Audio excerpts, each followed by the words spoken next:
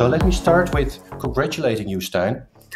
Entrepreneur of the Year Thank you. award a couple of weeks ago.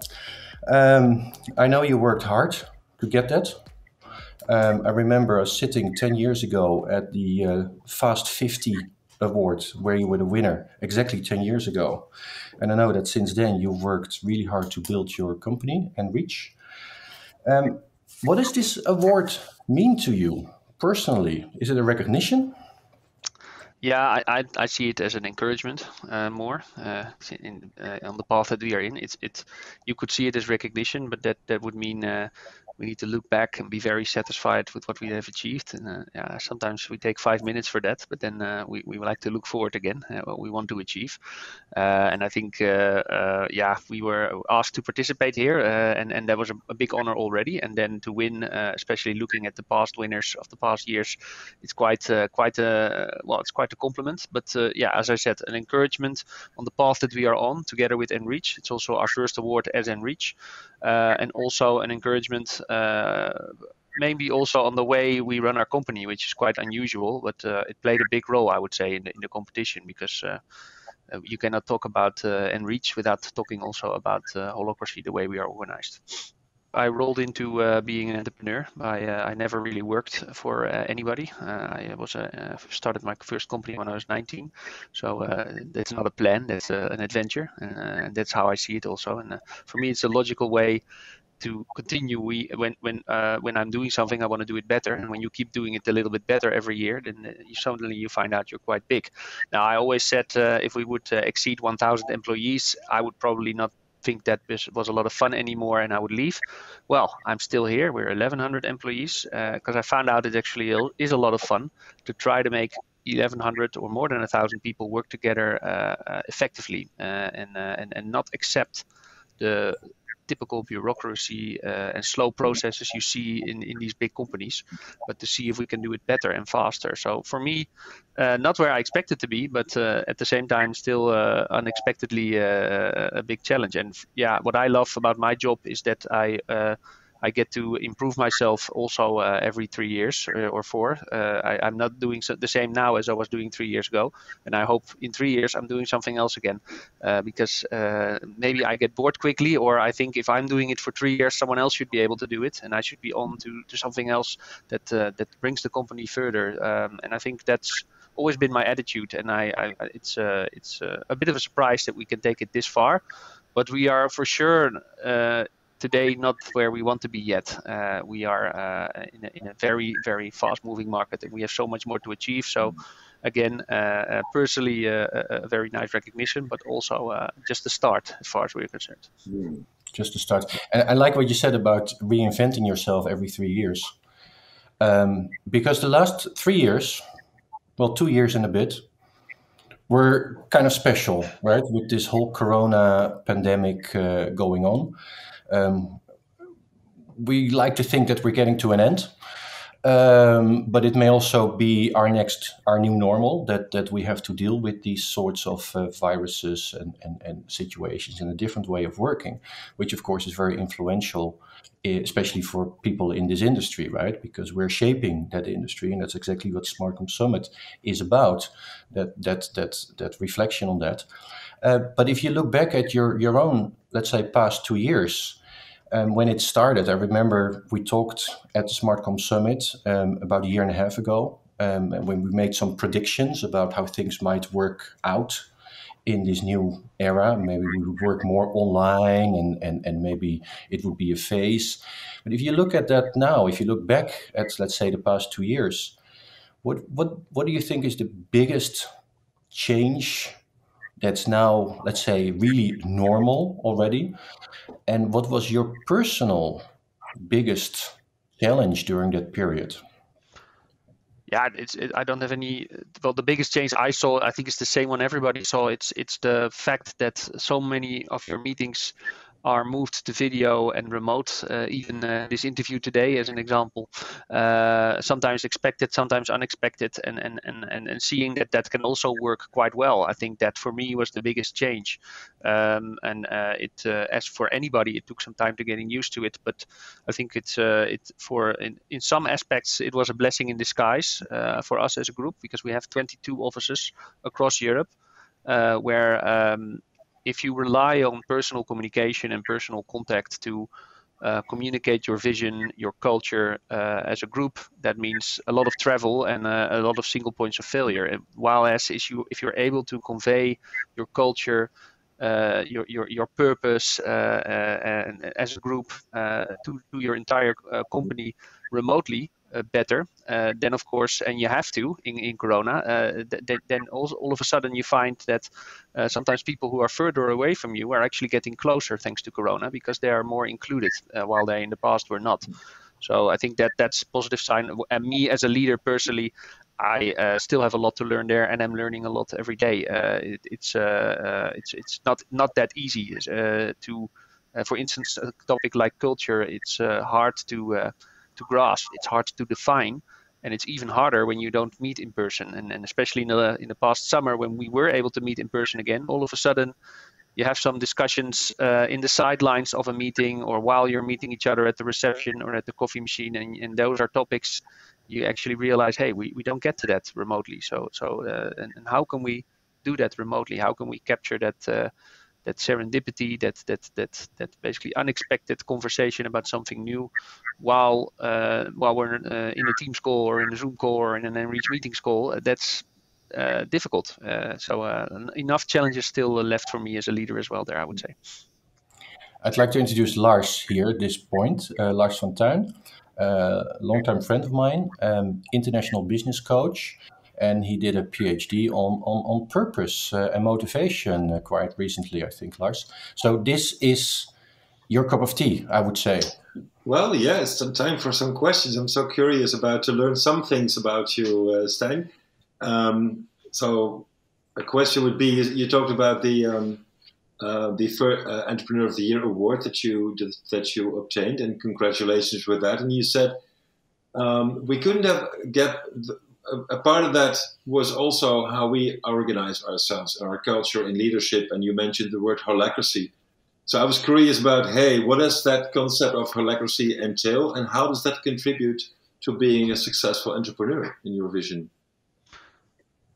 Yeah, I think so. What holacracy means, it's a system of self-organization. So also distributed leadership. So it's a concept a bit different to the typical hierarchical leadership model, where you have a CEO and a management layer and a management layer below, and everything directives flow top down, and also reorganizations and changes in the structure go top down. In holacracy, this is much more bottom up. Everybody's organized in roles and circles, and they get to craft their own roles and circles in a way that fits the purpose of the company and the purpose of that circle. Without diving too much into the details, I would say that system for us, we introduced it when we were 100 or 200 people company, because we found we were getting slower and more bureaucratic, just like the companies we are competing with in many cases. So in my view, that means your right of existence is under threat, because if your right of existence is we're faster, more flexible, more personal than the big ones, you don't want to become like them. So and then people tell you, yeah, that comes with the territory. If you have more than 100 employees or a couple of hundred or 1,000, you get this, you get politics, and you have to deal with it. Well, I refuse to accept that. So I went on a vision quest, you could say, to see how can we solve this. Read some books, which sometimes is a good spend of your time, I found. And I recognized a lot in the theory of holacracy and the problems it can help you solve. So for that reason, I said, hey, this sounds like something we should try in our company, actually. And yeah, how has it contributed to me as an entrepreneur? I think it's about letting go. It's very simple. Now, I may be already someone that did that quite fast. I remember when we had 14 people, I hired a head of HR, because I also know a lot about what I'm not good at. And I love to have people working for me that are better in that. So the more the merrier.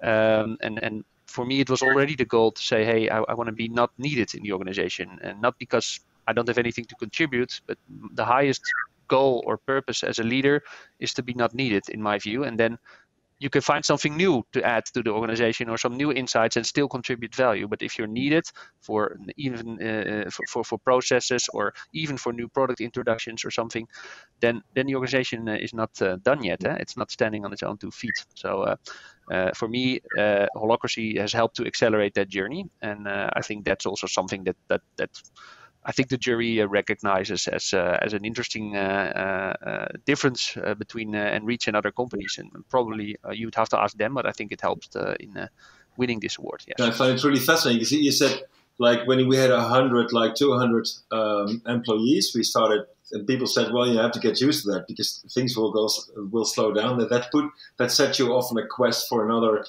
model in your orientation on how can we overcome the complexity of a growing organization. And you found Holacracy. What were the elements that spoke to you like, hey, I should try this? Yeah, I think decision making is one. So we recognized a lot of times that when you are not in a Holacracy, but in a typical organization, of course, you end up usually when you grow in a type of a matrix organization where there's cross-functional teams working on certain products, and then there's line leadership for development and operations and all these skill-based silos. And that created a lot of unclarity in the organization. Okay, do I have multiple bosses now? Who do I listen to? So this was before Holacracy. And it also, for a decision-making process, was very unclear who gets to decide what. And then you get either 2 things. The one who speaks the loudest makes the decisions in these teams, which can be the case. Or the decision is completely democratized, which means 15 people get to decide on every single thing, which means things go really slow and lots of meetings, buy-in creation. Oh, now it's a nice new version of the PowerPoint because someone in the room had a better idea. And things get to really slow down. And those 2 things, Holacracy can help you solve quite massively, I would say. One is the role clarity. You can have multiple roles. I can have a role as a developer, plus a role as someone who is part of the chat product team, for instance. And both roles will have clearly defined accountabilities and also a lead link or someone who helps set the priorities. So much more clarity on that. And second, on the decision making, in Holacracy, it's quite simple. The default is yes. So if anyone in the company has an idea, the answer is by default yes, unless someone can prove, and me as a CEO or a lead link, as we call it in Holacracy, I don't have any special rights there. Anyone in the company, if they prove in that circle, actually, if they prove the proposal causes harm to the organization, and it's a high burden of proof, if they prove that, then the proposal will need to be, or those objections will need to be integrated and the proposal needs to be adjusted. But anything other than that means, hey, if that helps you, that proposal, you as a role filler, as an employee, it helps you take a step forward, then go for it.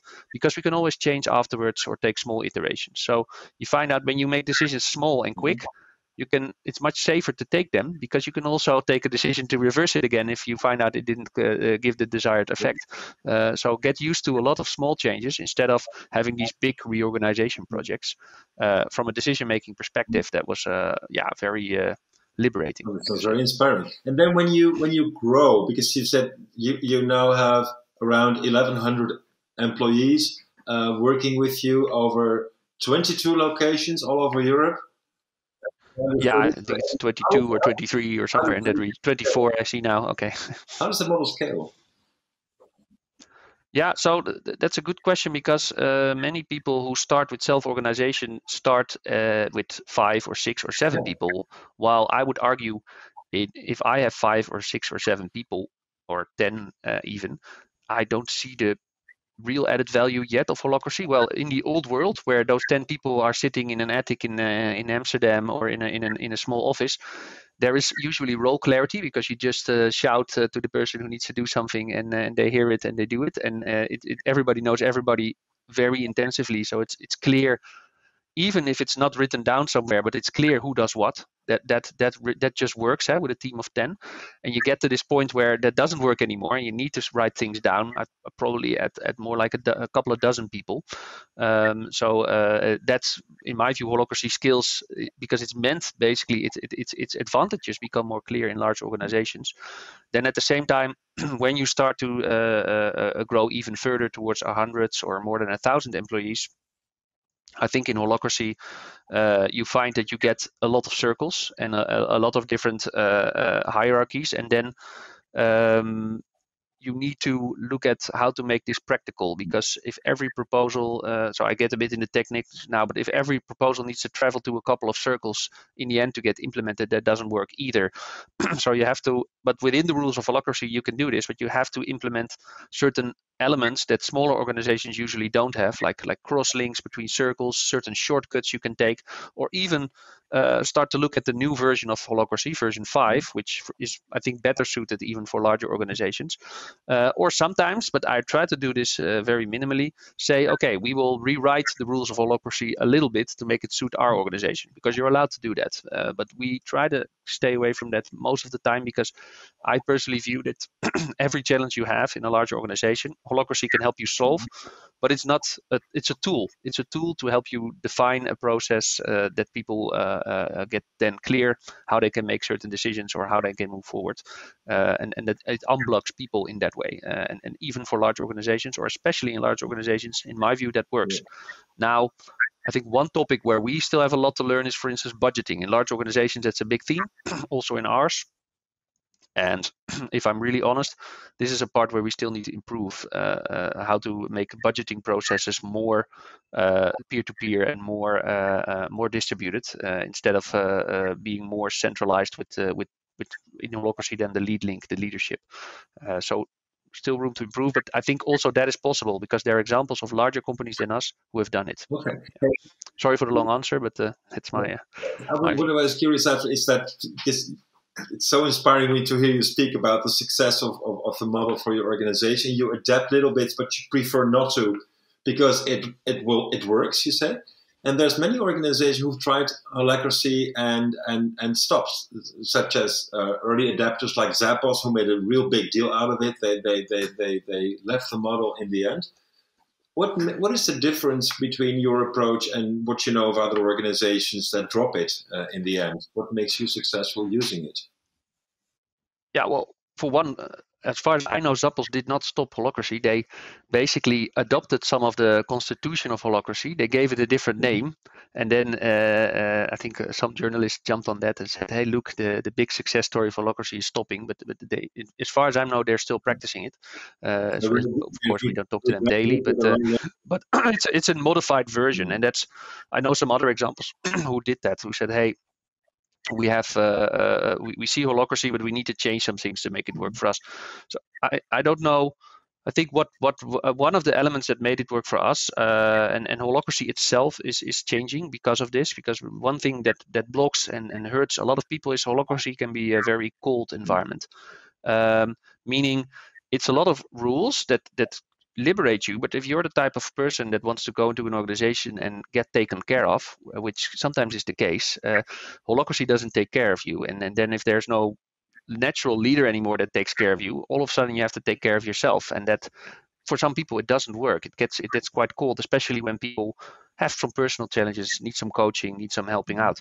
Now, holacracy doesn't give you anything for that, but that doesn't matter. You can define that yourself within holacracy. So I think we had a lot of luck that we met our head of HR actually at the holacracy training, and she decided to join us because she saw a very nice challenge here, and she, together with us and lots of other people, made really a system that and a circle which we call Talent Lab. You could call it HR even, but that cares about the individual and defines roles that do take care of those individuals that need some taking care of. So zooming in on the personal aspects of things and not ignoring them completely, as some or many even people who adopt holacracy sometimes do, and I think that's a mistake. And I think in the latest version of holacracy, you see all of a sudden more tools and things again that focus on the people and on the individuals, and not so much on the abstract roles. So I think that's maybe one of the explanations. Yeah. Okay. Thank you.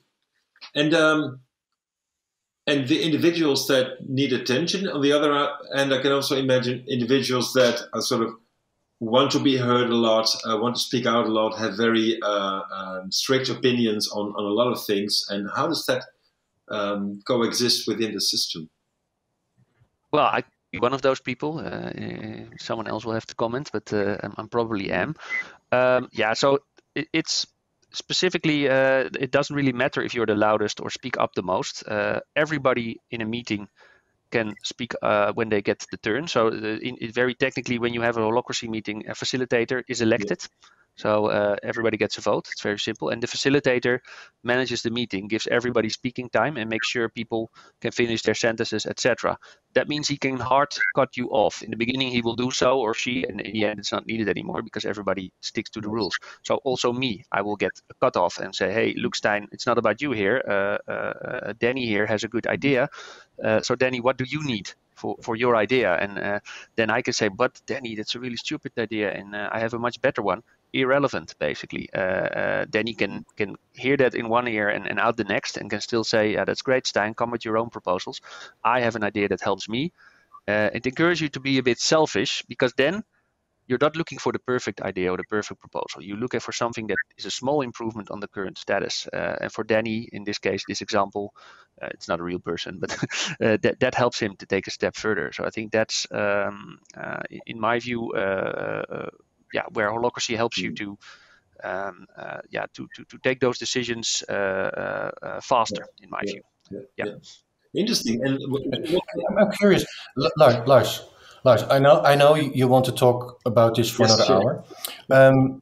I'm curious if we look back at let's say the past 2 years, right, when working from home became all of a sudden a necessity in many places for many people. How did your model help there? Because it seems that you had all you had structures in place to quickly move to this work from home process.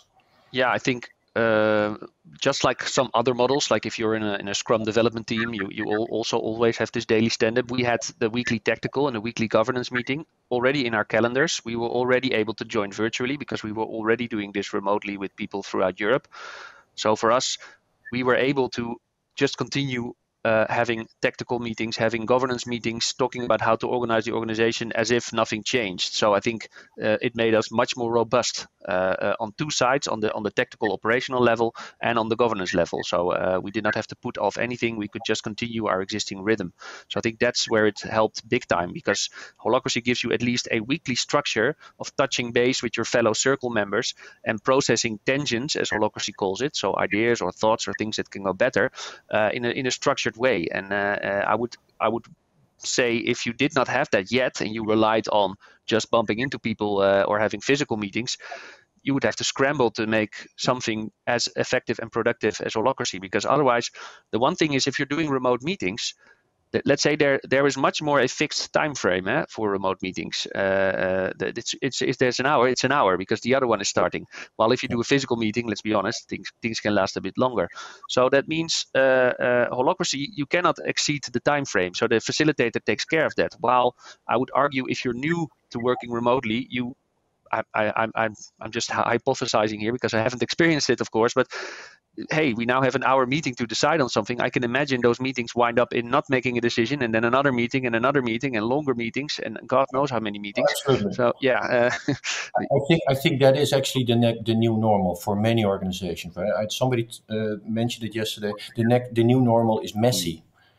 It's very difficult to get stuff organized because we're in meetings all the time, and meetings are 30 minutes or an hour and not longer. It's very hard to have a meeting with a start and a discussion and a finish, because it sort of happened in traditional meetings, but online it's not automatically happening. You need to organize it. In holacracy, the facilitator makes sure that everybody who brings in, it's a dynamic agenda. So let's say 50 people, 10 people have an agenda point. So you have 10 agenda items. All of them get processed into something as a next action. That next action could be a separate meeting with a limited audience. It could also be a project that we track together on the board, or just someone who wants to share some information. But it forces people to not just bring the tension, but a proposal on how and what they actually need to process it. So it makes it a lot more sharp and focused, I think. So it really does help a lot. And I don't have that experience, at least that we were unable to make decisions or move things forward. I think thanks to holacracy remotely, we were able to do that continuously. And it's a good thing we had it in place. Yeah. Might you even then go so far as that you can say that the way that you operate with each other within holacracy facilitates effective meetings in an online environment more than a traditional way? Yeah, I would say that. As an example, and now I'm going to put my product hat on here. We have our own meeting solution, Enreach meetings, and just for our internal purposes, we added holacracy buttons to it. So, for instance, to even further speed things up. So in the beginning, there's some questions like, "Hey, did everybody do this? Did everybody do that?" No, we just have simple check buttons or objection buttons in our own solution, even so that you don't have to walk through unmuting 10 people or 12 people who can give their voice, but it can go 10 times quicker. And we have many cases now and this is our top board meeting that we have, you could say, the top meeting of the company, that we have allocated an hour and we're already done after 40 minutes. That's how it should be in my view, because holacracy is a tool to help you have less meetings and take away the need for a lot of other meetings that otherwise would have taken too much time, and helps you focus on filling your roles and actually getting closer to your purpose. And that's usually not by being in meetings, I would have to say. I love how you integrate the way of working then back into, let's say, the platform. And of course, you have your own platform, you have your own solution, so you can do that. I think that the way I look at it is the past 2 years we sort of went digital, right? We're all doing these online meetings, but we haven't really gone through a digital transformation. We're still doing the traditional way of working, but just doing it online on a piece of glass, with all the challenges that come with it, right? And some advantages. It's efficient, no traveling, etc. But also the disadvantages that we talked about also before. I think we're at the starting point now where platform providers and solution providers are starting to really think about how this online world can actually help us do our work instead of being a band-aid for the we need to stay home situation. So I love that you're bringing that into your product, and I hope we have time at a different time to talk about that in more detail, because I'm really curious to hear what your plans are with Enreach for the next year, and how you're going to, let's say, stay competitive using your company organization and culture, how you're going to stay competitive in this amazingly, let's say, competitive world now, right? Because that's one of the things that happened with Corona. This collaboration, this online technology is definitely here to stay. The whole world got an 18-month crash course and experiment, and we're moving into, I think, a totally new way of working together. And I love how you're combining, let's say, the technology with the thought leadership on organization structure and management and leadership skills and requirements. Yeah, I think in summary, our technology should be on the background to help guide meetings towards an efficient outcome. And I think we've done some steps there, but believe me, I have many more ideas what we can do more. But even some general concepts in holacracy, like a check-in. Every meeting you start, you get to say what's on your mind first. And that's really good to have when you have 5 or 6 or 7 consecutive calls in a day, because you may have just come out of something that really has distracted you, or I don't know, your kid hurt his leg and has a band-aid on that you need to fix. If you just allow for people for just a few seconds to say, hey, this is on my mind, but I'll try to focus on the meeting, it creates much more clarity, and yeah, people feel like they've cleared the plate a bit when they start. So, and the same goes for the check out, which you have in the end, where people can reflect on the meeting. I think those little habits that holacracy forces you to do happen to fit really well, I think, when you're doing a lot of online meetings, and we try to incorporate them even in meetings that are not run holacracy style, but still it makes sense to do it like that.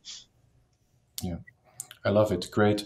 We're out of time. Thank you very much for this half hour of your busy schedule. I know you need to run to the next meeting, I'm sure. And I do a checkout.